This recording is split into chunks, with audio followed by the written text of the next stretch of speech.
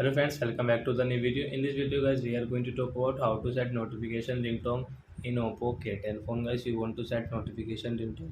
So why you can set in this video guys, I will show you how to set notification ringtone in Oppo phone.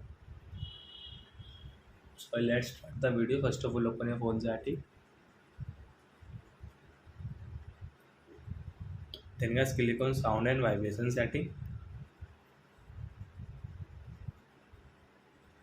Then guys click on notification sound voice means ringtone. So which notification ringtone voice you want to set. So you can choose like example for this phone. Let's say splash guys.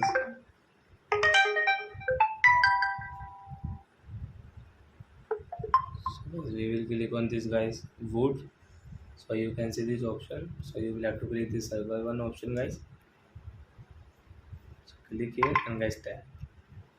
So you can see that notification ringtone has set wood.